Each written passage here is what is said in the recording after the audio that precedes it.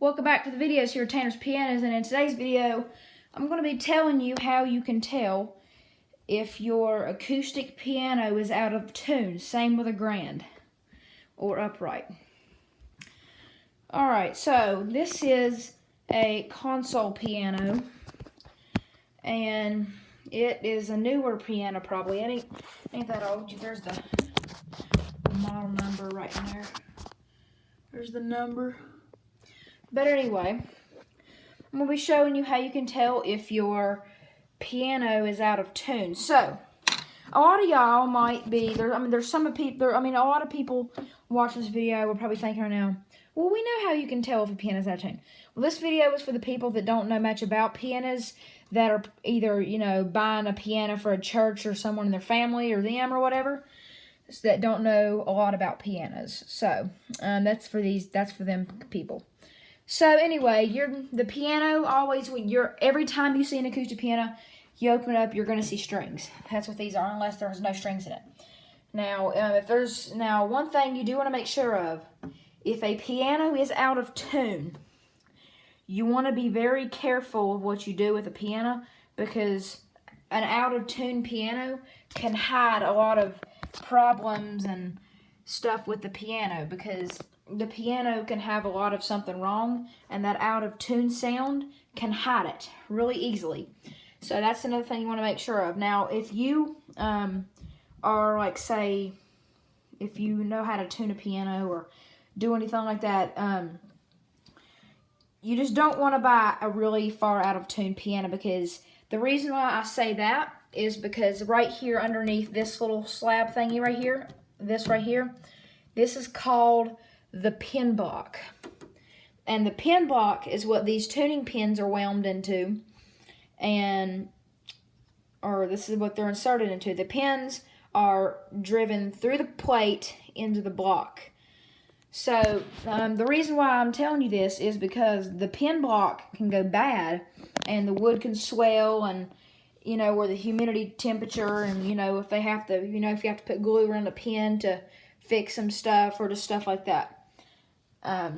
That's why I'm telling you, because if a piano is really, really, really, really bad out of tune, I would not buy it, to be honest. Like I say, sometimes you don't have to, sometimes buying an out of tune piano is fine. You just want to tune it before you buy it, and, make sure that it's going to hold tune and hold everything. You don't want anything to be, you want everything to be working when you buy a piano, especially for someone that's learning. So anyway, I'm going to go ahead and play a note on this piano. This is middle C. And now what's happening in this case is the tuning pin is, there's three strings per note on the treble side. So these tuning pins, there's 1, 2, 3. The tuning pins, like these two, could be on the same pitch and the same note, while this one up top can be lower. Like this note right here can be in a lower key or a lower pitch. So you're going to get that wah, wah, wah, wah. You're going to get that type of sound. And sometimes it can be all the strings that are out of tune with each other. So there's three strings per note. And you want to make sure that all of those are in tune, or at least get somebody to tune it, or you tune it before you buy. So anyway, that's a treble side. Now all three of them strings can be out, which you would know a difference. You would know 3 notes. It would sound like 3 notes. So anyway, now down here at the bass side, you're going to only have 2 strings per note. So in that case, you're not going to get as much as of a out of tune sound. It can be, but you would notice it wouldn't be like 3 notes that are out of tune. Anyway, this is D, and this is out of tune. So if I take my rubber wedge mute, which is used for tuning pianos, it's got a little rubber end right here and a metal back, like a metal handle. I'm gonna go ahead and leave this rack down. So what you do is I'm gonna take this wedge, and I'm gonna wedge it right in between the strings like this. So I'm gonna play the note, and alright, so that's the second set of strings right here on the side. So I'm going to wedge them strings like that.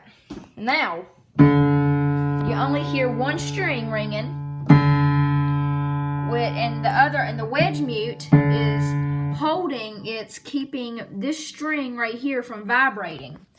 And that string is not vibrating. So you're only hearing the left string. So you want it to sound like that with all 2 strings. You want it to sound like one note, but again, you have 3 strings or 2 strings, or you know. So anyway, so you get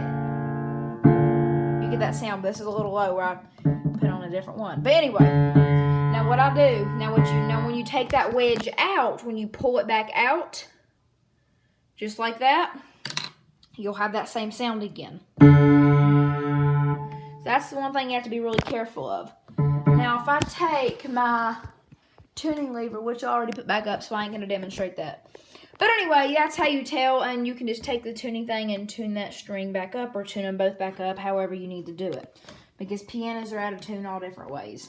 So, yeah, that's what you want to be careful for. Again, if you're buying a used piano, or any piano, make sure that it is decently in tune, or tune it before, or get someone to tune it, or, you know, get someone to tune it before you buy. Or even if it's free, you want to make sure that it works. You want to make sure that there's no major issues with it. And yeah, so this piano is out of tune. So it's really out of tune. I got a piano tuner coming to professionally tune it. So anyway, yeah, so I just wanted to tell y'all how you can tell if a piano is out of tune. Now, it can be a little harder to tell if a piano's out of tune up here. Like, you can hear if the notes are out of tune, like the whole note, but if like one string's out by like 1 cent, like 1 cent flat or anything, or something like that, then sometimes it can be hard to hear it depending on your ear of what kind of music you can hear. But like I say, again, if you are wanting a piano tuned, and if you're thinking about tuning it yourself, be very careful doing that. There's actually apps that you can tune pianos with on your phone. Like, you can go on the App Store on your phone, or Google Play, or whatever y'all go to, or the Play Store, and you can actually download apps that can help you tune pianos. But you have to buy a tuning lever and a piano tuning wedge mute to do that, because you can't just take, a 1/4-inch drive socket and put it on these daggone tuning pins. That ain't gonna work out. A lot of people are saying to get a 1/4-inch drive and put it on the tuning pin and put a thingy on it and tune it. That is not how you do that. A lot of people are doing that. If you're watching this video and you do that, do not do that. That's not good, because it will mess up these tuning pins. And when these pins are messed up, it can be a lot of money. So tuning pins are expensive. So anyway, like I say, if you want to get a tuning lever to tune a piano, get a star-tipped tuning lever. There's a video demonstrating that. I have another video demonstrating that. Go watch it after this one if you want to. But like I say, never use a socket to tune a piano. It's highly dangerous too. So, like I say, this whole piano is pulling 40,000 tons of pressure.